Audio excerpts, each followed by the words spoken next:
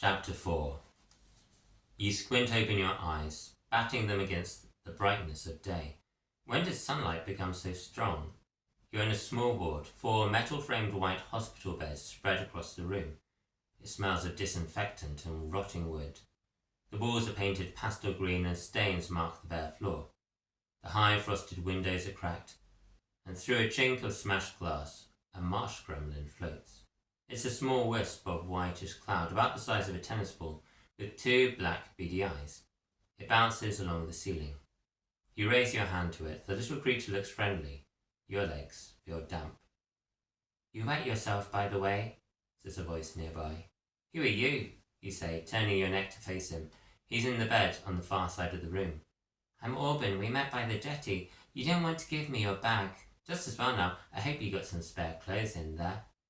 "I did not wet myself. I fell in that little pool of water. Where am I?" "Oh, this is an annex, medical something. People probably faint all the time." "I think I did more than faint. I think I broke something." You say, "Hey, you must be the child who broke a machine too." "Does it mean we failed the test, do you think?" Auburn asks. "I hope so." You say, "I want to go home." "Maybe you can," he says, frowning. "At least you have a home to go to." "Everyone has a home," you say. "Everyone has a house. Not everyone has a home," he says, his voice low. "I don't think I found a place that feels like home yet." "I can't work out what you mean when everything hurts," you say, "but it sounds a bit sad not to have a real home." "It's the worst thing," Auburn says. "I live at the school, Marston Hall, the one they all go to after this, where they're taken to learn how to use dark energy." "Then that man in the car?" "My dad, the deputy head teacher. I think he's having a meeting in the office with the others about what to do with us." "I'm going to listen in." "No, don't do that. What if you're caught?" "We have to know," you say. "We can't lie here waiting for them to decide about us. If we know, then we can do something about it." You perch on the edge of the bed. Several more marsh gremlins are drifting through the smashed window, forming a patch of mist above you. "You're really going to do it, aren't you?" "Yes." "Then at least find a way to stay properly hidden," said Auburn, looking upwards. "Do you know how to tame marsh gremlins?" "No. Do you?" "Yes." "Are you going to do it then, or what?" "I can't." "What?"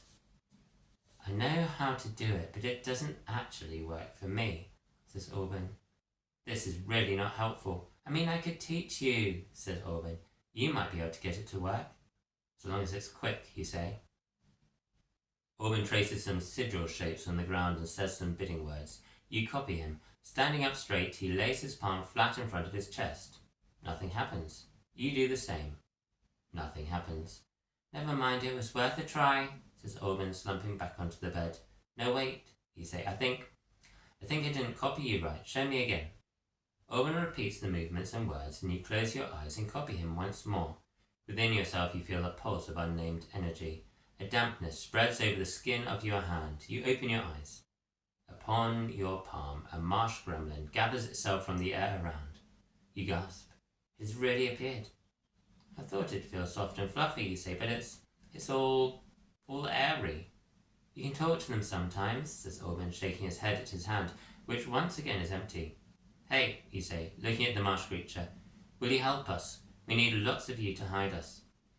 A high-pitched "whee" noise comes from the marsh gremlin, and above your head you hear many more squeaks as a whole group of the sprites surrounds you. "I can barely see you," says Auburn. "You've got your own personal cloud." "It's going to work," you say, heading for one of the doors. "Come on, let's go." "Stay safe," he says. "Shh. You're coming too," you say. "I can't. I just can't," says Auburn. "Fine," you say, turning the handle of the door, and you walk straight into a broom cupboard. You glare at him. "All right, how come?" he says. Auburn leads you outside, and you feel the sharpness of the shingle beneath your bare feet. Mist surrounds you as you walk across the nest site. You can barely walk, and your legs almost collapse. The world sways beneath you, your vision dizzy. What happened to you? Your sight is different in a way you cannot grasp. The contrast between what is light and dark is greater. You walk across to the great dome, which looms directly above you. The concrete bunker that surrounds it close enough to touch. Auburn stops beside a long panel of recessed frosted glass windows which face the sea. That's where they should be, says Auburn as you tuck yourselves into one of the corners, hidden from the view of the shingle spit. You put your ears close as you can to the glass. There are voices inside, speaking quickly, excitedly.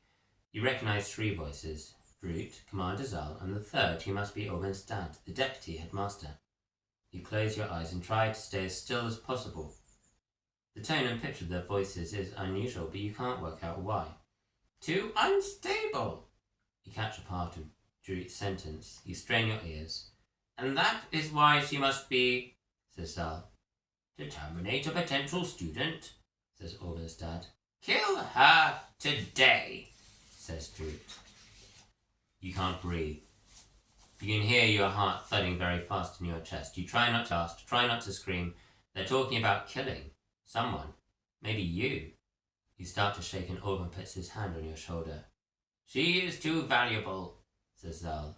She must be trained, says Auburn's dad. Against my recommendation. This is just what we need, says Zal. The hands you'd bunched into fists loosen. The legs that had tensed to stiffness relax. Relief. They're not going to kill you. Not today, at least. They're going to take you to that school. Not that you want to go, but it's better than being died. Maybe you can prove to them that it was a freak accident.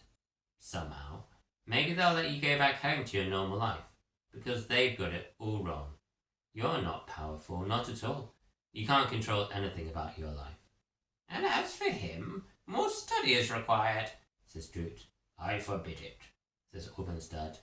It has no effect on him, unprecedented, says Droot. Educate him along with the others, Zal says.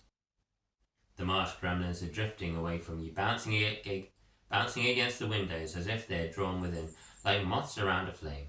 The sky is now open above you. Nothing remains to hide you. The fog is rolling in, says Auburn's dad, his voice growing closer. You can see his outline through the frosted glass. No fog is due, says Droot. It must be those nasty little sprites again. Commander, send some troops to disperse them. They are harmless, says Zal. I will not. Then I'll have to do it myself, says Droot. It's always the same with you, shadow wielders, isn't it? Droot opens the side door, shooing away the sprites that bounce against the windows. Your eyes are wide open. You're rooted to the spot even though every nerve ending is telling you to run. If Droot looks in your direction, you're done for. Darkness thickens in the corner into which you and Auburn are squeezed. It forms around the shadows of the recess, deepening them, expanding them, covering you. When Droot raises her eyes to see where you are hiding, you can see her with perfect clarity, but Droot does not see you. She kicks away the last of the marsh gremlins and slams the door shut behind her. It must have been the marsh gremlins, you say. They must have come back around me. Says Auburn. But we need to get out of here. I want to listen for more. Look, says Auburn, pointing. In the distance, crawling towards you, a tank on maneuvers, its caterpillar tracks eating up the lane. You make a noise like a boiling kettle, but follow him, sidling along the edge of the bunker until you get to the bins, where there's a short stretch of shingle you must cross in order to get back to the clinic. You're about to dash across when Auburn grips your shoulder. The marching feet of a patrol turn a corner. You'd have been seen. You wait for their echoing steps to fade into the crashing of the waves and then run as fast as you can, crossing the distance before anyone else can stop you. You arrive back, panting, closing the door behind you, sprawling exhausted on your beds. Well, that was a waste of time, says Auburn. But we ought to find out loads, you say. Didn't you get to hear it? I didn't understand any of it, says Auburn. They weren't speaking in English.